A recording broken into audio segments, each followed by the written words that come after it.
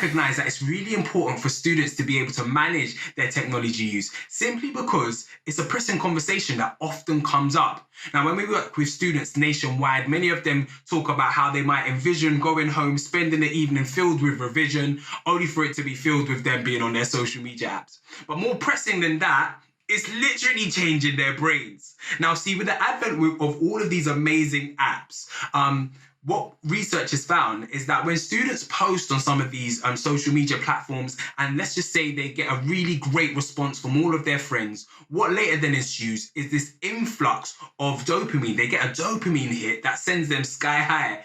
And whether students are aware of it or not, they spend a lot of time actually inherently chasing that initial experience. Research also suggests that once they get accustomed to this, it can make other areas in their life seem dull. And that can be their education included, and that is a massive issue.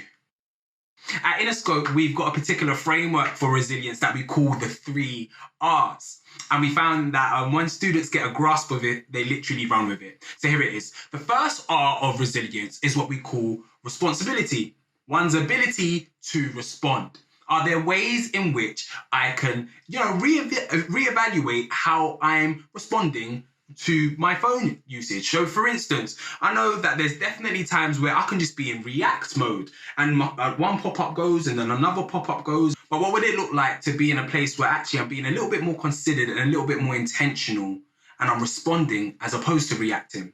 So practically what that looks like for me is now I charge my phone in a different room, so that when I wake up, now it's not the first thing I do as soon as I wake up, but I can have a bit of a morning and then I can respond to my phone as opposed to react. So what are ways in which we can encourage young people to be a bit more responsive as opposed to reactive with their technologies?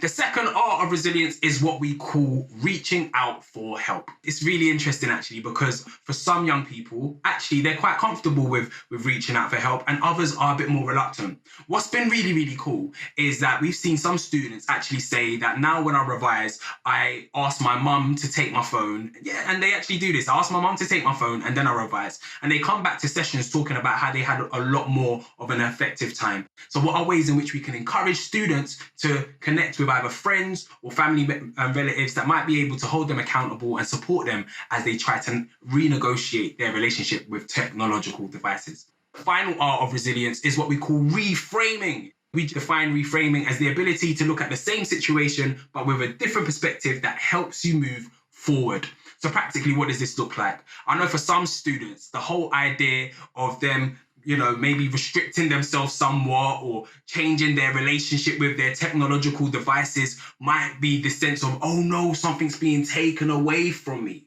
But what are ways in which we can creatively encourage students to see it as, instead of seeing it as something being taken away from you, what if it was seen as you actually taking control of your creativity, taking control of how you're using your time, taking control of making informed decisions about technological use? It's not an easy battle, but it's a great one because it brings empowerment and ownership to students.